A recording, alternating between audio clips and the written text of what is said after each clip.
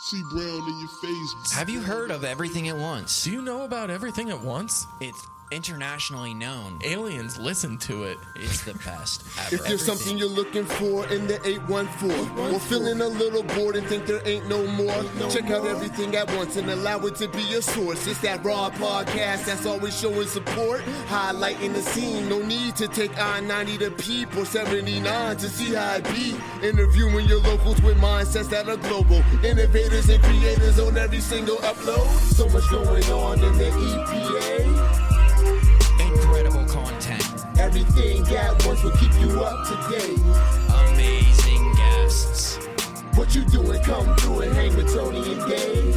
Community driven. Bringing everything at once from around the way. Everything at once from around the way. Hey. Please listen. We love you. Everything at Once. Everything at Once. It's time to introduce this show. The best show on the face of the planet. Welcome, everybody. Thank you all for tuning in today. We want to thank our Patreon producers, Brian G., Josh W., Ian D., Nick G., and Sadie M. Patreon, it's an awesome way to support the show and say thanks. You can become a Patreon supporter by clicking the link below and choosing to be an intern, assistant, or producer level supporter. If being on the production team is too much pressure for you, you can also send any contributions using our Venmo at Everything at Once Studios. We now want to thank all the local businesses who supported this episode.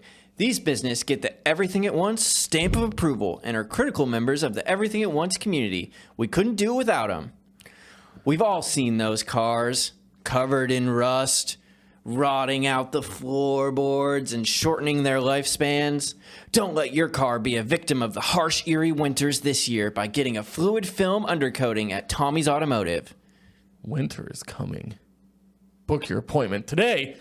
Fluid film undercoating with Tommy's Automotive starts at $100. God, that's so cheap. It really is a great deal. It's a slamming deal. So you're going to want to call Tommy to get your quote right now at 814-384-8088. With winter approaching, are there any last-minute details that you want to change or renovate around your home? I might, but you know who to call. Yeah! Ghostbusters! No, Tony. No, not Ghostbusters. Solid State Construction. Oh, yeah. Solid State. Yeah. Duh. Solid State takes pride in all their home remodeling projects. Solid State specializes in bathroom remodeling, kitchen renovation, window and door installation, custom design work, and more, including painting, flooring, drywall, sidewalk, decks. Get your free quote today by calling Nick at 814-397-7854. Solid people, solid product, Solid State Construction. You know, Tony, with all these renovations from Solid State, I think we might have kicked up some bad energy around here. Yeah, oh yeah. Luckily, we know just the people to go see. I know it this time. It's Ghostbusters. No, Tony! Our friends at Cauldron and Thorne. Wow, I feel really dumb right now, and I can't believe I didn't think of Cauldron and Thorne. The world's largest witchcraft and metaphysical shop, with everything a person needs to channel the spirit world. Practice some self-care. Find enlightenment. Curse your enemies. Protect yourself from your enemies. Bless your friends. Cleanse your space from negative energies. You can check out all the magical wares available for these different practices we all love and enjoy at Cauldron and Thorne, 2724 West 8th Street, or online at cauldronandthorne.com. This week, we have an incredible guest for you. Thank you so much for stopping by today. Yeah, thanks for having me. Absolutely. Today we have Jesse James, film producer, director, writer, and man of many talents. That's it. I do it all. So recently, where I have seen you is on the Chronicles project for WQLN. Yeah, Chronicles is an amazing show. There's really been nothing like it in Erie, and there's been no show that's had the resources of Chronicles to produce something of this level. That being said, the team that is making these episodes, I've worked on many sets. You're getting the kind of quality that you would find on like a much bigger production, but you're getting it from this very small, very skilled, specialized team out of Erie. The executive producer is Mike Berlin, who's a good friend of mine, who's just been, for the past 16 months or so, working nonstop to produce episode after episode after episode. Tom Fox Davies is the series producer, equally putting in just as much work. And then I think their team is about 6 or 7 people. They had some interns. It was about 10 when I was there. But they're making it happen. They're in their second season right now. Their first chunk of that second season is coming out in just a few months. But it's Erie history. That's the whole point of the show. And they research the heck out of all these stories. And if you haven't checked it out, you can find it on the WQLN website. Right, and you guys have a really interesting group of people that are coming on to do these Chronicles too. Like, I know you've had a couple of our future guests and a couple guests that have been on the show out there to talk about these different kinds of things. Oh, I'm curious. Who are some of those Well, people? you've had Rock Copeland. Oh, yeah. And Jasmine Flores. Just we're gonna have her on in October once we get the date nailed down. But it's great to see more attention being drawn to Erie and people being more invested in our community and in our history and what we are able to do here. Because a lot of times when I think of like a production, like a film production or a TV series or anything like that, you think like, oh, it has to be done by some huge Hollywood-esque production company. And it's great to see that it's available to people that are not on that high Hollywood production level, you know what I mean? And not to say that you guys aren't on the same level, but there's a few differences, like financially, and what is available and the resources that you have coming from like a Hollywood studio versus somewhere in Erie. Yeah, definitely. The saying I like is you can make any film for any budget, which is true if you think about it. You can make a feature for $5,000, you can make it for $500,000. I feel like Chronicles has really found that sweet spot of juggling the resources they have to produce quality episodes that are interesting and that are all different. There's some that are more serious, looking at Erie politics, things from the past. Then they have like fun episodes. The one I was actually originally brought in with my good friend Jim Morton to produce was the season 1 Halloween episode. And Mike kind of told us, he said, look, this is the Halloween episode. You guys can go a little off book, do something fun. And what we settled on was the very famous UFO Story on sighting Presque Isle, that happened on Presque Isle. And right around that time, the U.S. government was starting to release all of this literature like, hey, UFOs actually do exist. We don't know what they are. That's been going on forever.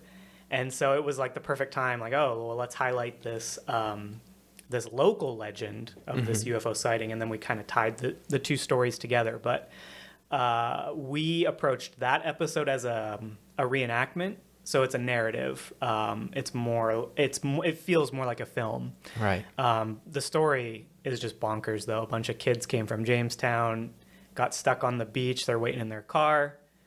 Well, I won't spoil it, but they saw some things. You can go check out the episode. I'm actually super familiar with this story, and I used to tell it to people when I gave tours around Presque Isle on Segways. That's amazing because I've lived in Erie, or I'm from Erie, but I never knew the story before this episode happened. Now I feel like I'm an expert on the story because we spent weeks at the library reading every newspaper article we could find, and the consensus is it's a divided one. Some people say that's pretty obviously a hoax, and then there's other people. Well, there's other sightings that night of lights in the sky, but I'm curious, what do you think? So I think I'm all on board with the aliens. I think that it might not be exactly how it happened or how it occurred, but I think that there being an investigation about it lends it a lot of credence that something unexplained, or there had to be some sort of evidence of an unexplained phenomena occurring, that they would come out to that level and investigate. You know what I mean? So I believe that this story is 100% true. What makes you say that? I'm just not a person that I'm not a alien sighting denier. Right. You encourage the alien sightings. I encourage alien sightings. I want to believe so bad that they're real. It's been one of, like, I don't know if it's like some escapist fantasy, but I've always had that dream of being abducted by aliens. Right. You know, maybe to just see some like new world or something. Take me away from this hellscape. Take me away from this hellscape. Exactly. So if someone's like, I saw some aliens, that's just that little glimmer of hope. I believe them. Well, Yeah, after all your research, where do you stand? Oh man. I keep telling people if when I die I'm able to have all truths revealed, that's the first question I'm going to ask. Yeah? What actually went down on that beach? Doing the research, yeah, it's very 50-50. The biggest, I guess, concerns are that there were inconsistencies between the members of the group. Mm-hmm. So there were 4 of them. One of them went to go get help because they were stuck. And while they were in the car, it was 2 young women and a young man, and then 2 babies. They saw the light. They saw it come down. You know, full spoilers here. The guy takes off to go check where the craft landed because there happened to be some passing Presque Isle police officers. Mm-hmm. So they were like, oh, this crazy thing happened. Let's go check it out. And while they were gone, the 2 women who were in the car with these children claimed they saw a giant furry creature that came out of the brush.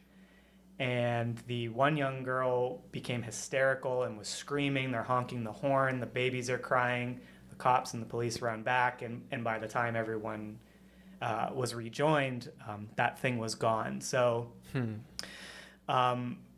there were just a lot of fishy things. Like the Air Force was called. They did some investigating. And then they did follow-up questioning. And during that questioning, like the guy stuck to his guns and was like, this happened, as did the young woman. But then the other woman was like, I don't want to have any part in this.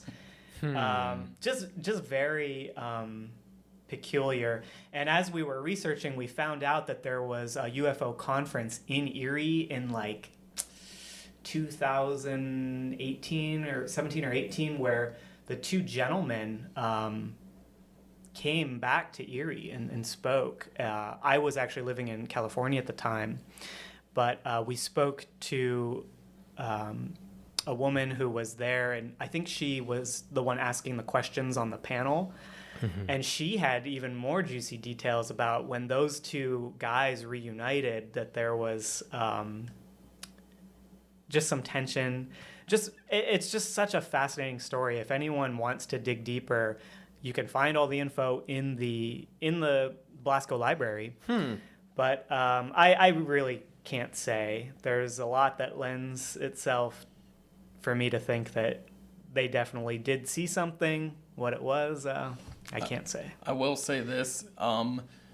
There was an episode of one of those like alien shows on like the History Channel. I watched it years ago, and it was people who saw a UFO and then saw like a big hairy creature, same thing. And it was the theory they were pitching is that like the Sasquatch isn't some animal that just like, you know, roams our earth. It's actually aliens that are popping in and walking around, and you never find their bones or anything because they're getting back on their spaceship and flying off. And that's what that made me think of, with that big hairy creature coming out of the brush. That's so funny because I stumbled upon those same theories. Apparently, it's a very common phenomenon where there's UFO sightings and Bigfoot sightings like together, all over the country.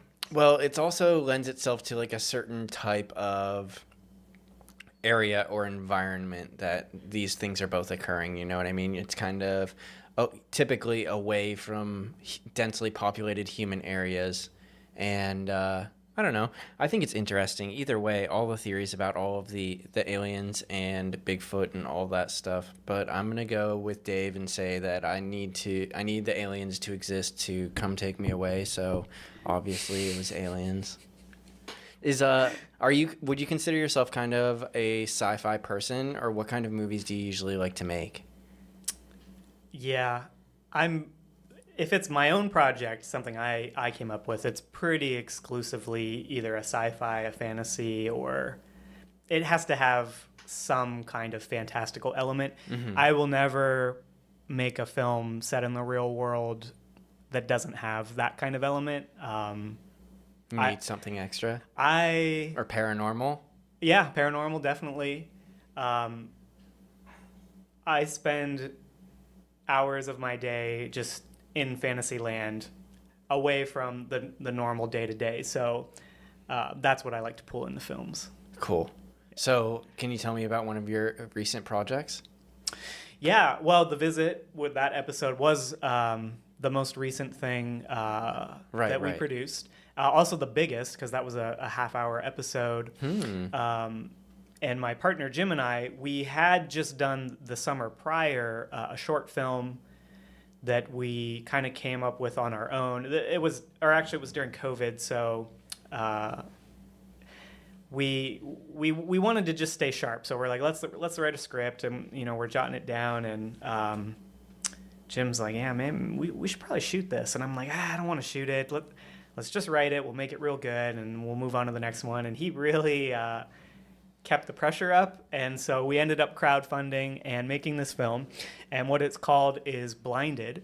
Mm-hmm. And this is a film about a future, not post-apocalyptic, but a global catastrophe has occurred that has rendered the entire population blind. They don't know how or why, but everyone is now blind.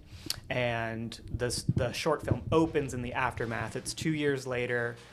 The world is in kind of like a dilapidated state, and it follows this young woman who is having some pain in her eyes, but she's just trying to live her life, and wakes up after sleeping and can suddenly see again.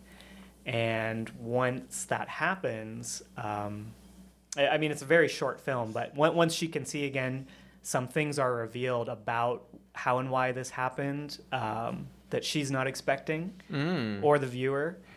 And we got really excited because we did come up with a feature-length version, the concept of a feature-length version of this. And that was pitched at the first year that the Horror Fest came back. It was cool. 2 years ago. So we got to pitch that to a bunch of producers and high-ranking actors who kind of gave us feedback. So that was a great process. We haven't really put a lot of time into that feature-length one, but I'd like to explore it, at least to write it for sure, because we take it in a very sci-fi... I don't want to spoil. We take it not in a way I don't think that a normal viewer would be expecting. How long is the short version? It's about 9 minutes. Oh my gosh. See, we just watched, me and Dave went to see the premiere of Portrait of a Universe by Oddity, and all of these short films are much shorter than because me and Dave are planning to shoot our very first short film, and our short film is probably going to be like, it could end up being a feature, and that would be okay. And all of these other people are making very, very short films, which makes me feel a little bit more precarious about shooting as long of a movie as we are planning to shoot. Same. Well, I have a couple thoughts about that.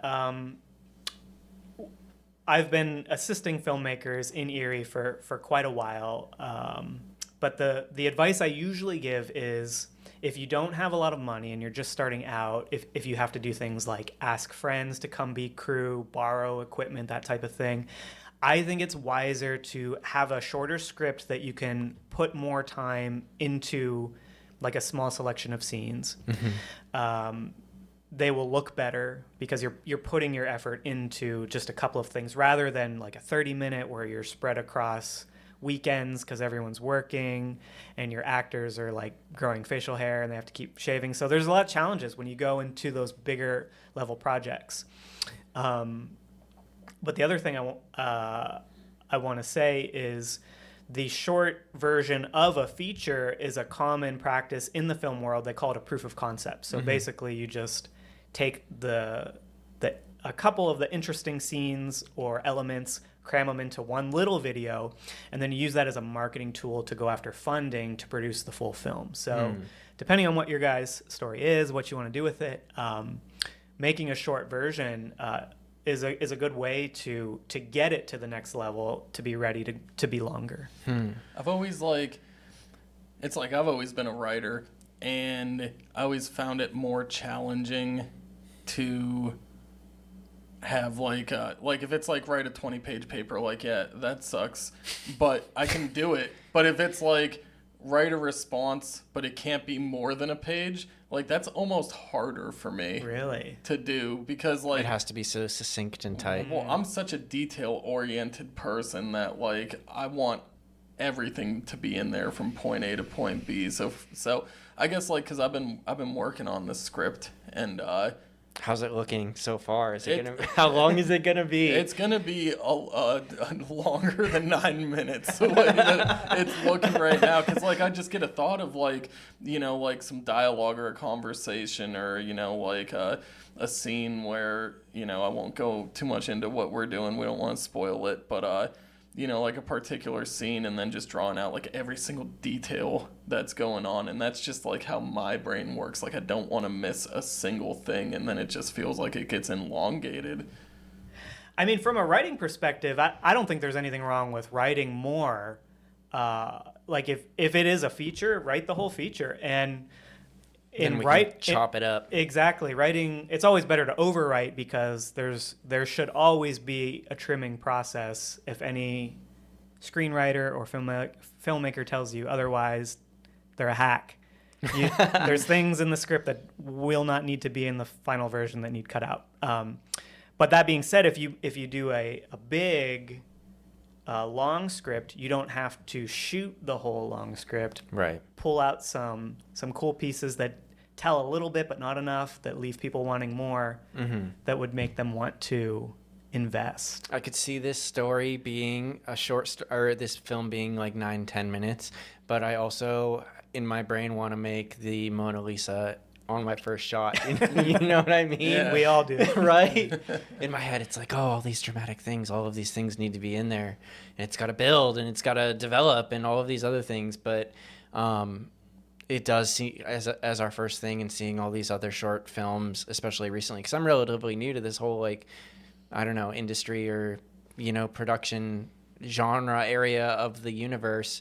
And it makes me a lot more concerned about trying to tackle like a close to 50-minute production. I'm optimistic. Like I think we'll like have to see. I like Mona Lisa. Like my brain goes to like something like we're gonna make like a Blair Witch Project. You know. Like, Hey, if you could make a Blair Witch Project, you guys will be in good shape. Right? Yeah. That I mean. You look at their budget and their return. And we do Forget it on about it. like a millionth of that probably. what? Well, and another thing is, just because it's long doesn't mean it's this huge thing that will take so much time. Like if it's in one location, if you have a feature all in one house with just like 4 actors, you could knock that out in just a couple days. That's basically our goal. That's how we've designed the story, is to hopefully be able to film it and record it all in 1 or 2 weekends on a location with, I don't know, maybe 5-6 characters. Yeah. I mean, that is one thing we actually did think of. We were like, okay, we don't have money. We've never done this before, but we want to do something cool. We'd better not go too much into something that needs like a bunch of special effects or like Right. 1,000 people or something. Right. You know? Or a bunch of cameras, and I don't know, we have to get some more. We have to get some sound equipment, some more sound equipment. I love buying equipment. in gear. It's a fun It's, little process. It's a vice of mine. Yeah. I can't stop. I have so much equipment, and I keep buying more. Right. Yeah, it's good. We're gonna film it on that camera right over there. Yeah, I'm super Sony excited. Alpha? A7 IV, yeah, Yeah, man. very I'm nice. super pumped. And I'm gonna buy a boom and some wireless lav mics, Yep. and we're gonna go for it. How It's long? gonna be great. How long was the first feature or not feature? How long was the first movie you made that you created on your own, like wrote and directed, produced on your own? Wow. The first I'm an Erie native, moved to California after high school to pursue acting. Didn't actually get into the filmmaking side till I moved back. I moved back in 2014, and then I started linking up with the Film Society in 2015 or 16, and then that first film I did, it was called This Year's Scream Queen, which was written by my good friend Kelly Oberlander. It was her story, but I directed, and that was another short one, less than 10. And then Jim, when I met Jim Morton, he had a script called Help Me, about a man in his own home struggling with schizophrenia, and he's hearing his wife screaming in the house, and he's looking for her, and it has this like really twisted ending. That was another under 10-minute. So the films that I've been involved in, like a major creative capacity, either like directing, producing, or writing, they've all been short.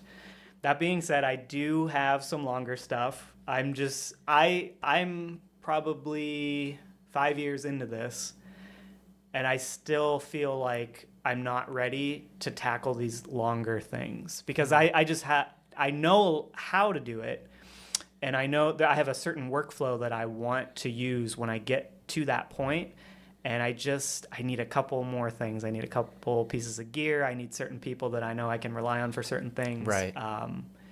And so I'm kind of playing the long game. I want to do it right. So that's For sure. that's my approach. That's definitely a wise thing to do. I'm overzealous and overconfident a lot of times. Me too. Hey, I'm not trying to dissuade you guys.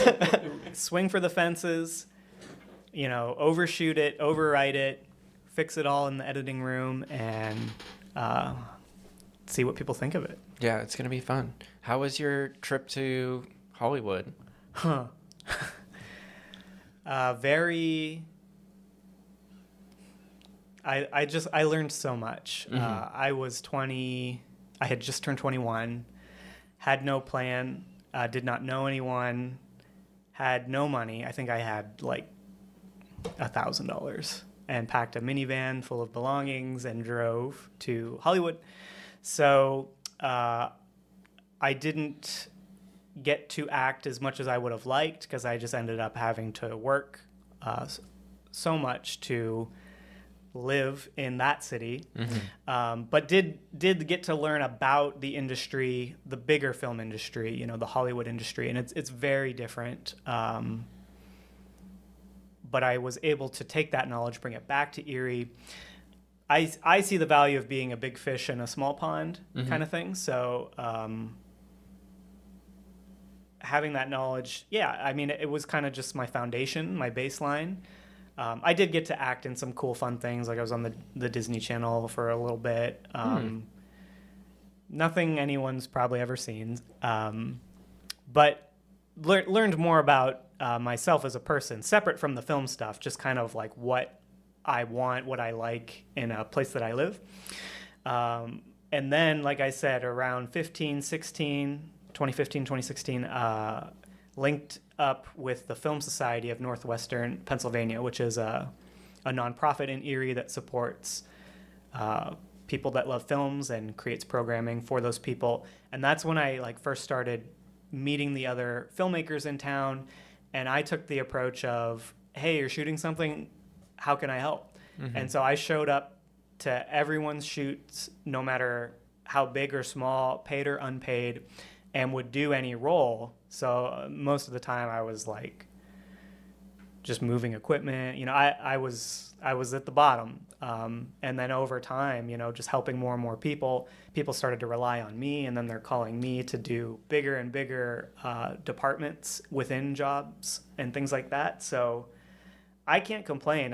I'm very thrilled with the route I've taken, because I didn't do like the film school thing. Sure. I just kind of like, You went for it. I went for it. I really love doing it, and I'm really pleased with the results. You got a real grassroots type of story. It's pretty neat. No, seriously, like didn't do the film school, went to LA, learned some stuff, came back, just like got to know the people that you wanted to like have in your circle or like pick up like knowledge from, and just went with it. That's a pretty cool way to do things. Yeah,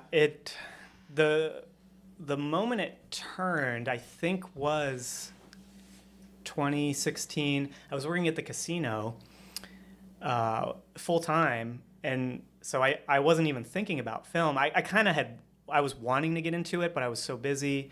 And then I switched to a department that paid more, and it allowed me to, I went to part-time, so I was only working 3 days a week. So now I had 4 days available every week, and I was like, okay, now's the time.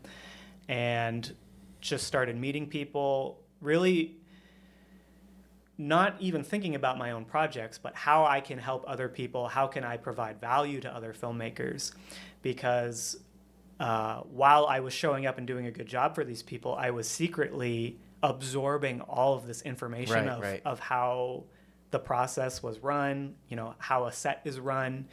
And I feel like I've done literally every department. I've done camera, lighting, sound, the production office. When I switched and was able to start working in film as my day job, that was amazing. And that was the production office. So it was all of the forms, the paperwork, booking talent, booking their flights and their hotels and finances. I hated all of it. It was boring, but I'm grateful I learned it, because now I know how it's done and how to do it in the future. So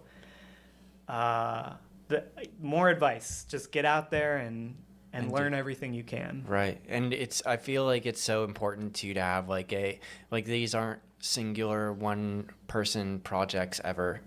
I think whenever you're doing anything of like a bigger production, like anything that's whatever it is, whether it's music or film or writing or anything like that, it all comes with like some sort of team, and assembling your team and finding who you can rely on and who adds value to that production is such a huge part in anything success, whether it's a business, whether it's podcast, whether it's a film, you know what I mean? And it sounds like you were able to integrate yourself into a good group of people that allowed you to learn and absorb and flourish and grow and, make mistakes and learn from those mistakes and keep moving forward. I mean, it sounds like people kept asking you to come back, or you were still welcome on the set. So I completely agree. And that's one of the differences I see between like a city like Hollywood, where it is work for those people. It's their careers. There's a not a lack of, the passion's not there like it is here. Like here it's independent. So if someone is making something and it's low budget, the people that are on the crew are there because they want to be, not because there's a fat paycheck. Now, I have been juggling industry jobs with indie jobs because the industry jobs pay well. So it's kind of like, okay, I'll go do this bigger job to, get some cash flow. But then I'm right back on like a no budget where I'm doing 10 hours and setting up lights outside in the cold. But I'm doing it for people because they're my friends and because I love to do it. So definitely what you said. It definitely seems like a passion project for a lot of the places around here. And it seems like everybody kind of has their own, maybe not side hustle, but like the film is the side hustle and the main hustle is some other creative endeavor. And they're doing this on their spare time on a shoestring budget and able to make some like really cool things, And that's one of the things that I appreciate about Erie and about all of the different people we've had on here is that they are extremely resourceful in environments that are not full of resources. I think too, like the nonprofits or the shoestring budget artistic endeavors, like it's definitely more work. Like you're getting less sleep, but I'd have to imagine that compared to the bigger projects, like the creative leeway that you have has to make it worth it more. Yeah, I just imagine, I don't have any experience in film yet, Right. We're working on it. but I'd imagine like a Hollywood. We did make a video, though. We did make a video. We made a music video. But like, Tony's, the director, and like I don't have a fancy chair yet. You can't call me that. Well, we work as a team. But you better get me one for this upcoming. We'll figure it out. Put it work it into the budget. Gotta have that We director. need that director's chair for sure. But like, we work as a team, and like, I'd imagine if you're making like a movie for like some big, production outfit, you lose your creative say a little bit. Well, yeah. If you're not hired for a decision-making position, then you have zero say right out of the gate. But it all comes down to like why you get into it, I think. I mean, one of the bigger jobs I did just a few years ago was over the winter, and it was really cool. I found it through a film job posting site, and they're like, we need someone to do lighting. This was in Akron, and I applied because it was a decent rate, and it was a big company that anyone would know. And they called me and they're like, yeah, we're interested. They talked to me a little bit, and they're like, okay, let's bring you in. This is going to be a sports interview, and I don't know sports at all. Mm-hmm. So if you guys might be ahead of me on this story, but they needed an extra set of hands for camera, and I asked my buddy, I'm like, hey, you want to do this job? It's a sports interview in Akron. And he's like, oh yeah? Sports interview in Akron? You know who that is, right? I'm like, no. I read about this when I was researching. So it was for LeBron. So it was for Nike. A little spot they did for him called "What Are You Working On?" But that job, I was responsible for lighting. In an industry job, it's very important that you stay within your department. So on that job, like I was the lighting guy. I did end up helping the camera team quite a bit because it was a small team. But on the whole, like I've done other jobs where you will literally like get asked to leave if you are like the sound guy and you even like touch a camera. Like it's just the way it's done. So in the indie world, it's the complete opposite where you're so short staffed, you have to wear like different hats, and you're doing like, you're holding the boom while like directing the actor, I'm already imagining that. Mm-hmm. That's a real thing. And doing sound and adjusting mics and all that fun stuff. So just different worlds, but they're still doing the same thing. They're creating content, they're making videos. But if I had to pick, I'm gonna go towards that indie one because I feel the passion's there. There's more creative say, I think, for the whole team. Mm-hmm. It just you can be more proud of it at the end. Like you took something from nothing and made it happen. So I'm going to ask you another question, make you pick, since you've had some experience on both sides. This is just something for my own curiosity's sake. You like being behind or in front of the camera better? Oh, boy. So in my high school years at Mercyhurst Prep, I did a lot of theater. I probably did 20 musicals and plays in those 4 years. Wow. They have a very Between good... Mercyhurst and Playhouse and just was, Mercyhurst. It was Mercyhurst. There were a few. They had a summer program where we would do one every summer. I forget what it was called. And then I did like a few at like OLP. Okay. I actually have never performed on the Playhouse stage, I don't think. So it was mostly Mercyhurst. But I was digging the limelight. Yeah. You know? I never got like great parts. No, that's not true. I had some amazing parts, but frequently I was stuck in the chorus.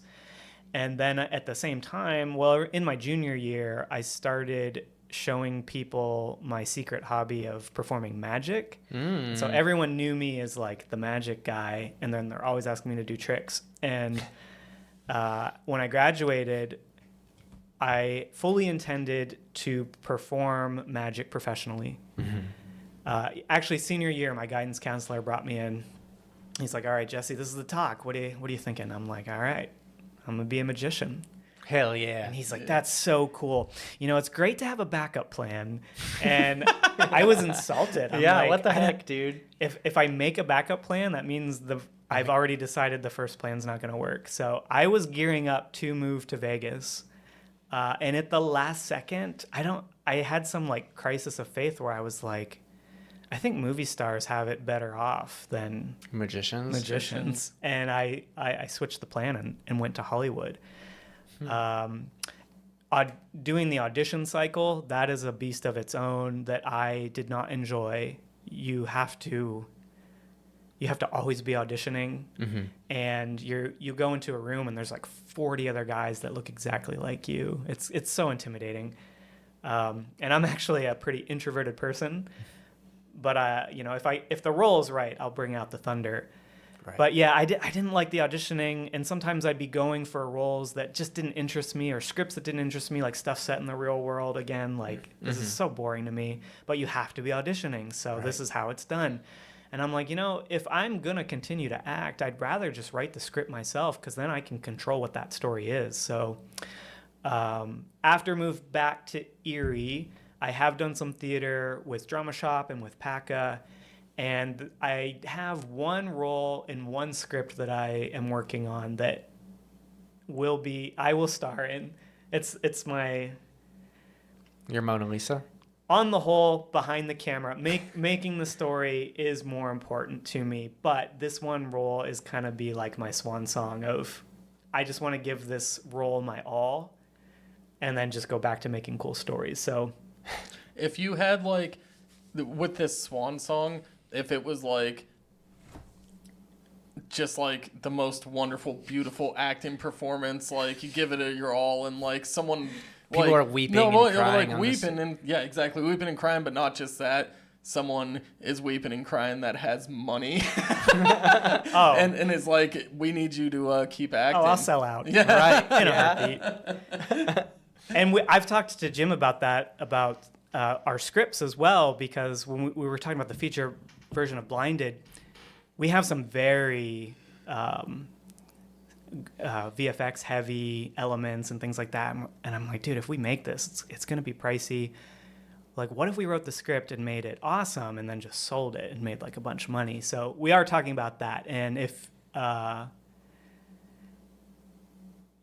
think if you're a creator and you're making different forms of art, you kind of have that inner dialogue of, do I love this one so much that I need to make it, or could I let this go for a fat sum? And then you weigh that and make a decision. But if the role's right, or if I don't know, if it was received so well that they were like, Jesse, you must keep acting, I mean, I'm not going to say no to that. Right.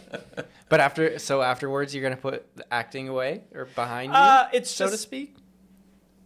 Not away. That's the only story that I'm like heavily invested in, where I like want to be on the camera. Right.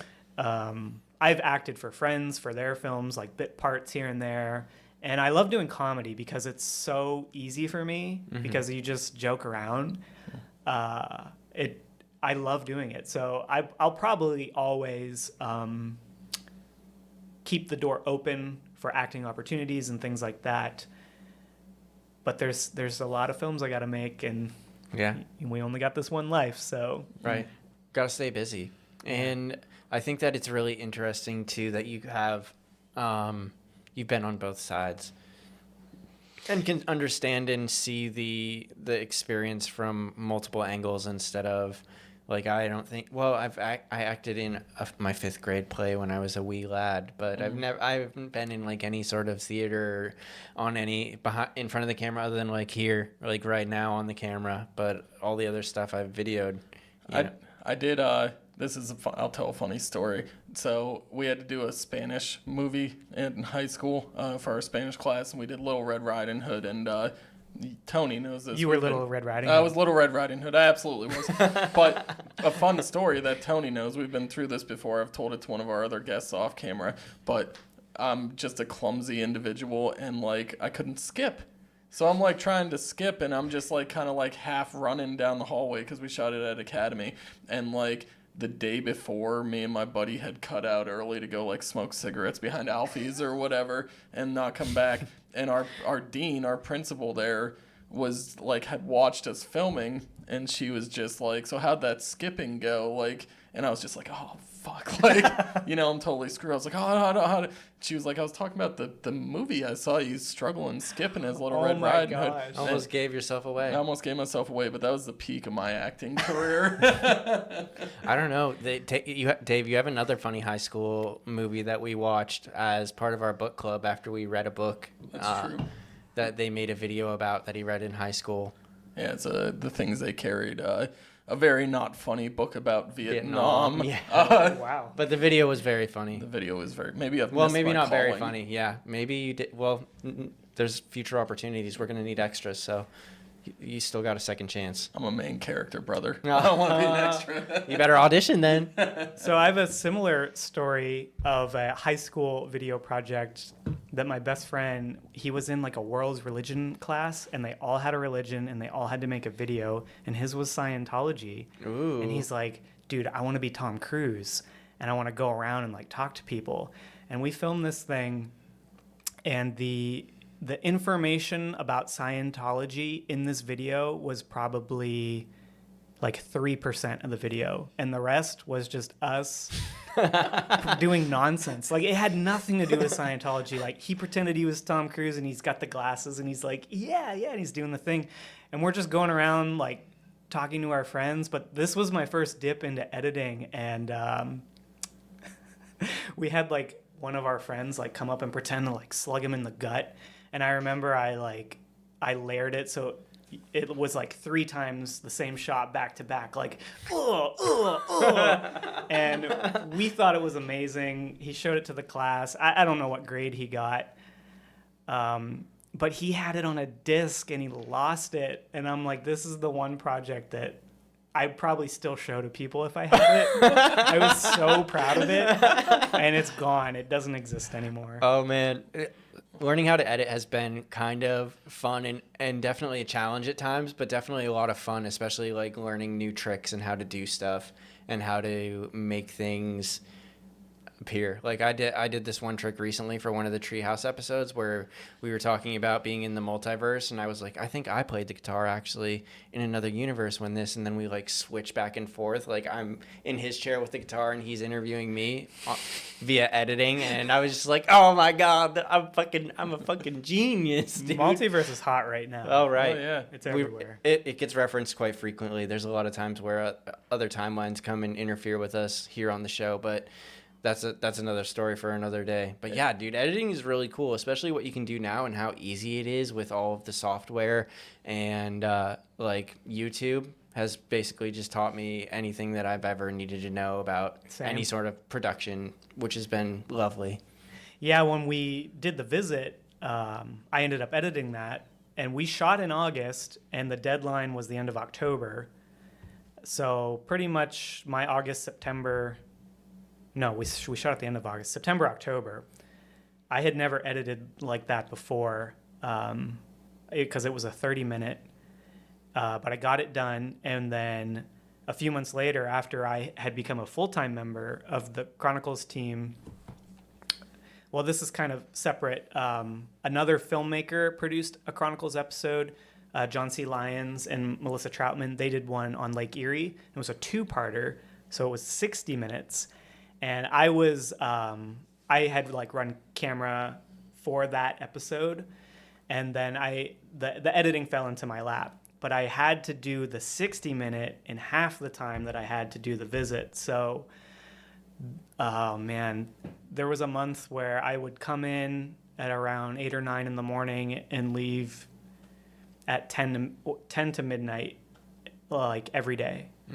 It's just in a chair in a office, and my chops now for editing. Like I would have called myself a filmmaker who edits, and now I can call myself an editor. Like I would be comfortable taking editing jobs after making those episodes because, oh man, they were crazy. Yeah. But same, like just don't know how to do something, jump on YouTube and watch a tutorial. And Right.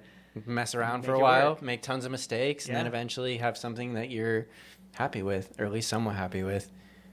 That is nice that the technology is so available and easy to use and Yeah. can do so much. Half of it's free too. The barrier to entry is astronomically lower than it ever has Yes. been in the past.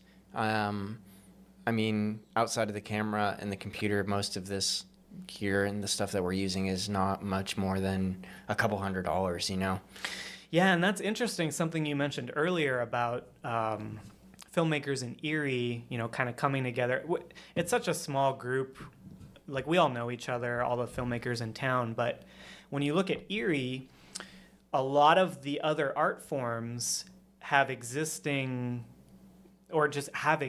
for decades and decades. The theater, the music, the dance, they have established venues. There's companies that... there's outlets for all those art forms. Not to say that they have it less difficult to like raise capital and things like that, but there's infrastructure in place that supports them. Whereas film, there is not. Film is such a new, that low barrier you talked about. That's a new thing, and Right. so we don't have it as easy as these other art forms. But that is something that is helpful. That the technology is getting cheaper and cheaper all the time.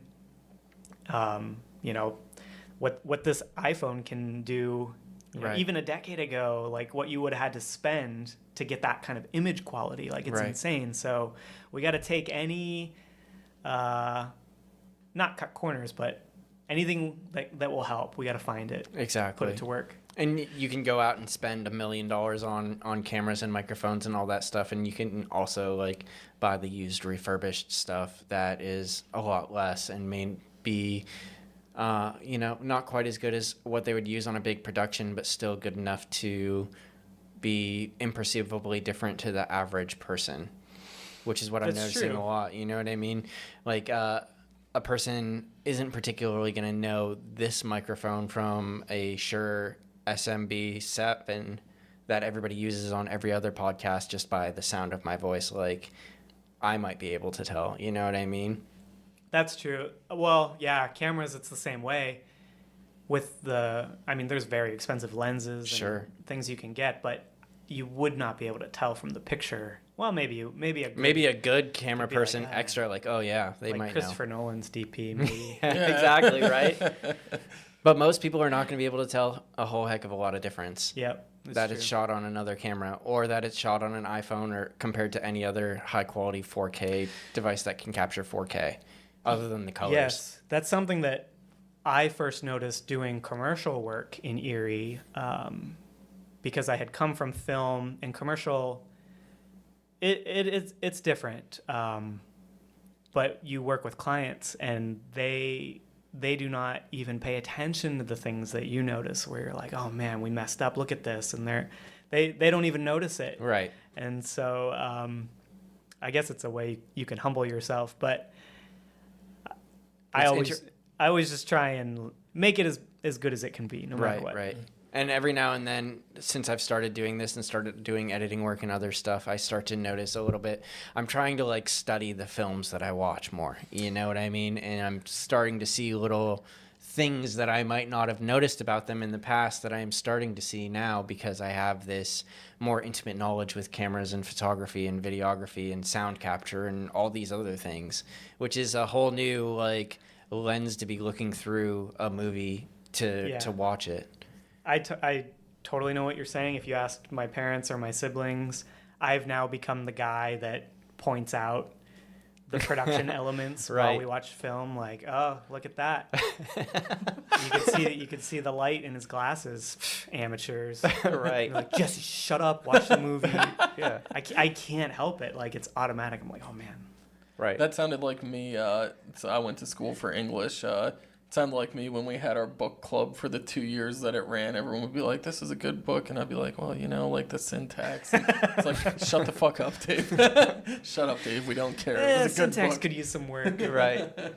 I don't like the high diction for this. This character. It doesn't fit him. It's like, stop talking. It's so funny too because now that I think I know everything, I have like some sort of leeway to criticize like great directors and stuff like that are making huge Well, productions that's the problem. and stuff. Everyone does. Right. Everyone feels they have that authority.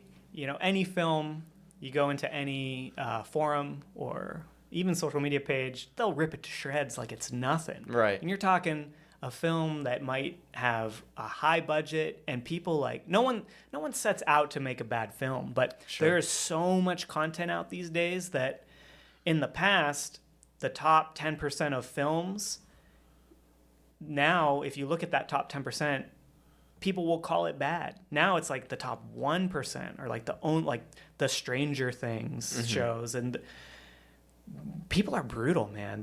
They'll tear it down. I think that's a side effect of there's not the gatekeeping that there was as much before. So I mean, I think anybody who chases their dreams and creates is awesome and wonderful, but at the same time, there's a lot more bad stuff that gets put out. Like, it's just the truth. Like, I'm all for make something bad, live your best life, but if it's bad, like, I don't want to watch it. I might not go and bash it online, but there's just more bad stuff. Yeah, and the terrible thing about that is indie filmmakers they don't have anyone else to watch except their friends. And Right, things. So right, they're like, right. Can you watch my film or come to my event? We're going to show my film. I mean, that's my life. Yeah. Everybody loves it. They're so proud of you. Yeah. I can see that coming too. It's definitely hard. I was thinking that while you were saying is like how hard it is to give somebody constructive criticism or feedback about something that they've spent a good amount of time pouring their heart and soul into for the past however long that they've been working on it. We've done this with the podcast. I mean, so many of just our friends, because it's like an hour. We usually do about hour 15-minute shows, which is, I don't think it's a big chunk of time, but whatever. People have short attention spans. But some of our very best friends, like, great job on the podcast. Well, which ones have you listened to? Well, I haven't listened to anybody. Why, bro? Why haven't you listened to it? Listen to our fucking podcast, man. Like, Well, and that's it. And there's so much content out there. And, someone that's working 40 hours, maybe they have a family. So maybe their listening time is in the car to work. Mm-hmm. And then they might be wanting to listen to, like, How Did This Get Made podcast, a national level podcast. Right. So how can you compete? Right. You have to be, I guess, super niche or, like you said, just badger them into it. Listen. I'm going to sit here and watch you listen to it. Hopefully that's not what it comes down to. And we're super happy that anybody listens to this at all, and people do listen to it, and that's amazing. And hopefully people will come to see our movie too when we make that. Maybe more people will show up. I feel like more people will show up to come see the movie than will maybe not listen to the podcast. I don't know how many people can we fit in a room. it's not how many people we can fit in a room, it's how many people we can coerce into getting into that room. Well, you should definitely do, like, fun games, like drop some info in a podcast and then at the screening be like, well, if you listened to our podcast and can name that thing we mentioned, we'll give you this prize. Ooh. You got to find creative ways to make people. That's a good idea. Yeah. We'll have to start dropping interesting podcast tidbits for shirts and other merchandise and whatnots. That's got to be the way to go, because the first thing we tried doing was we started a Patreon, and it was like when we hit 5 Patreon members, Tony was going to do a thing. Like, and then when we hit 10, I was going to do a thing. Well, we got to the 5 pretty easy.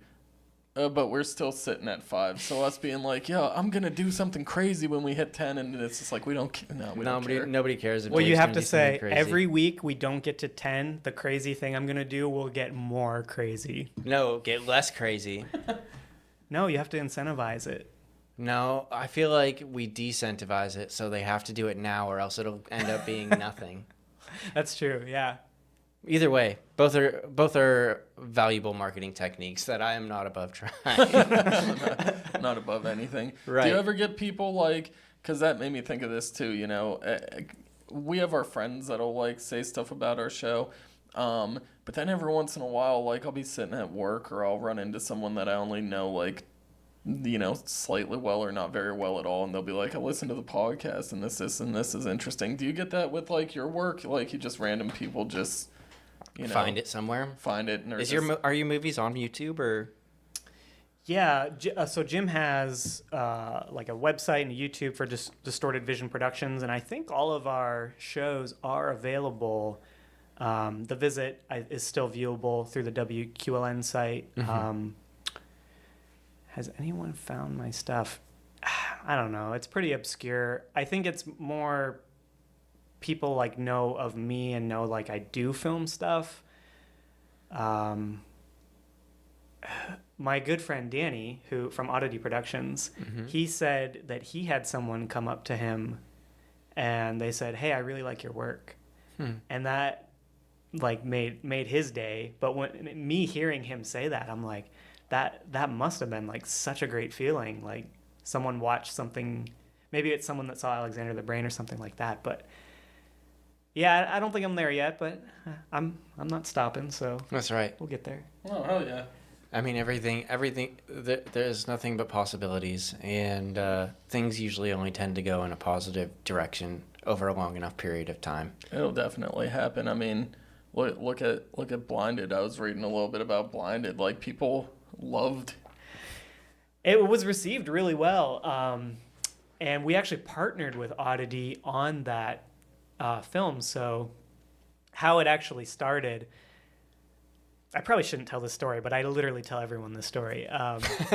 Remember I said we wanted to like write during COVID. Right. I was looking at writing prompts on Pinterest, and I found like 5, and I showed them to Jim, and we like went back and forth, and we settled on this one that said, "You are blind, but you wake up in like an emergency room," and well, I'm not going to spoil the end of Blinded, but basically the climax of our short film was in this writing prompt. So we took the essence of that and expanded it into the short film. So we came up with the whole idea that the whole world was blind, and that the world was in like this really down state because no one could see, and also like millions of people died because everyone went blind at the same time. So anyone in traffic, anyone on a plane, like millions of people just died like instantly. So pretty dark. So that was our creative contribution to the story, and then obviously directing, casting it. But we had a lot of help with this one with Oddity Productions. So Liam, he did a ton of work for us in the production office, like paperwork and all the nitty gritty stuff. Danny was our assistant director, so he ran the set when we shot. And then Simon, who's their technical expert, was our DP. And what he did with the camera for Blinded, that experience on Blinded, Jim and I, for the first time, we were able to stand at the monitor and watch and just direct. I did not have to step in and do the lights and the camera like I usually do, and I'm so quick to do, and it was so liberating. I think I was tearing up at one point. I'm like, this is it. I'm actually directing. So, a great experience making it, and we were so thrilled that it was so well received after we made it. So yeah, it's amazing. One little shoot. I mean, it was 2 days of filming and a year of work, but totally worth it. We're gonna be at about like 9 months worth of work and probably 2 weekends of filming, hopefully. I don't know. Fingers crossed. You just made me. I was just thinking that Blinded was such a cool name too. That we need to think of a really cool name for our movie that's going to come out at some point. We'll nail it down. We'll nail it down. We'll nail it down. That's the fun part. Yeah, finding the Yeah. name. I always love naming things, but I feel like we need to get a little bit further along in the story and in the script and everything else before we come home and have a really good name for all of the people out there that are listening or watching or however you want to consume this podcast. We did go through that same process for the UFO episode because we really struggled on naming that one because I really wanted it to be something short, and I can't even remember. I think we have them written down somewhere, some of the other working names, but The Visit popped into my head because it was like the double entendre of the group visiting Presque Isle and also something from Not This World visiting our planet. So we were very happy with the name we landed on for The Visit. I would have thought of something. That would have been like Beach Invaders. I don't know if that's the move. I like The Visit. The Visit's good. No, The Visit's good. That's what It's I'm saying. simple, and I think that like a name really has to be concise and understandable and relate well to multiple aspects of the story, which I think you accomplished. Sounds like with both of them, with The Visit and with Blinded. Yeah, and with The Visit, we had an extra component of the history. So all of our dialogue in The Visit, we pretty much took it right from the newspaper articles. And the story, too, we wanted to portray the events as they claimed how they happened. But we didn't want to sway the audience one way or the other. So we tried to leave it open-ended and let them decide, but we did depict what they claim they saw, including a craft, a creature. We did show those things and their reaction to it, but we want to leave it up to the viewer of whatever they think. Indeed. Well, man, this has been super fun. Well, guys, thanks for having me. Yeah, I love it's been a talking about this pleasure. stuff. Good. Yeah, it's been a really good time. Make sure you guys check out the Chronicles on WQLN's website, the PBS website. Check out Jesse James or your other what's the other one? Distorted Vision Productions. We're on the socials. We're on the web. You can find what we're cooking up. Yeah, make sure you like, follow, share all their stuff. Do the same for us. Hit those like buttons, subscribe, everything. You guys are all amazing. Thank you so much for tuning in and hanging out with us today. Y'all are the best. Peace. Goodbye.